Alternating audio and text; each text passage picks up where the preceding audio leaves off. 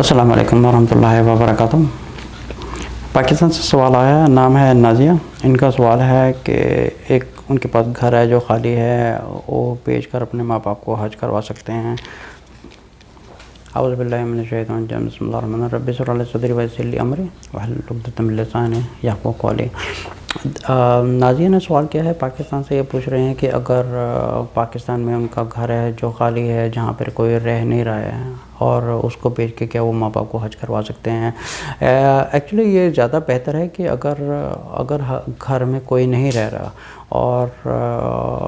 اور اگر اس کی جو انکم وغیرہ ہے، یا جو اس کی آمدنی ہے، یا جو اس کا رینٹ وغیرہ آ رہا ہے، آپ اس رینٹ کے ذریعے ماں باپ کا حج کروا سکتے ہیں۔ اور اس کے علاوہ اگر رینٹ سے حج کا خرچہ کمپلیٹ نہیں ہو رہا، تو اگر گھر فالتو پڑا ہوا ہے اور ایک پراپرٹی کے نام پر پڑا ہوا ہے، تو یہ زیادہ اوبلیگیٹڈ ہے کہ ہمارے اوپر ایک سمجھے کہ 5 پلر ہیں۔ ایک مسلمان پر فرض ہے کہ وہ حج کرے جہاں تک کیپیسٹی ہو سکے، لیکن ایسا نہیں ہے، اللہ تعالیٰ نے یہ نہیں کہا کہ اگر کسی کے پاس کیپیسٹی نہیں ہے اور وہ زبردستی اس سے اپنا آپ بیچ کے وہ جا کے حج کرنے جائے۔ جس کو اللہ تعالیٰ نے ایک توفیق دی ہے وہ حج کرے۔ آپ سمجھے کہ اگر آپ کو ایک اللہ تعالیٰ نے توفیق دی ہے، آپ کے پاس گھر ہے جو فالتو پڑا ہوا ہے، جس کو آپ بیچ کے آپ اتنا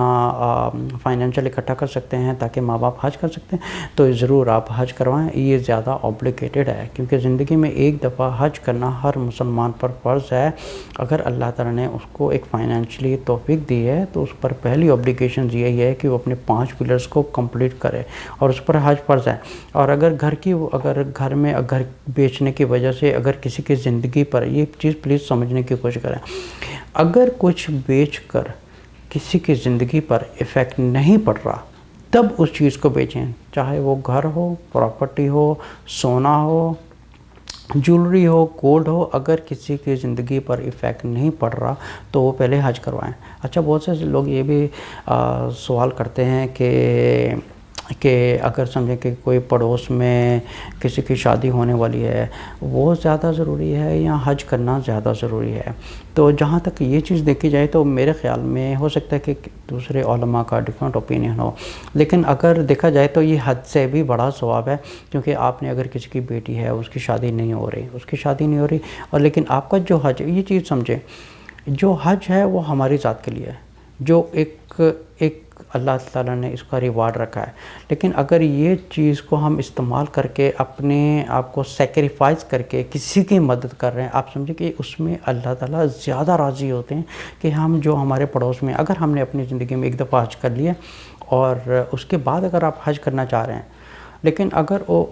جو حج ہے، جو ایک دفعہ آبلیگیشن پوری ہو چکی ہے، لیکن اگر جو آپ کے پڑوس میں ہے، جس کو زیادہ ضرورت مند ہیں، جن کے بچے بھوکے ہیں یا ان کو فائنینشلی تکلیف ہے، تو میرے خیال میں سب سے پہلے ان کی مدد کرنا یہ زیادہ ضروری بنتا ہے ایک مسلمان کے اوپر، تاکہ وہ اپنے پڑوس والوں کو زیادہ خیال رکھے۔ السلام علیکم ورحمۃ اللہ وبرکاتہ۔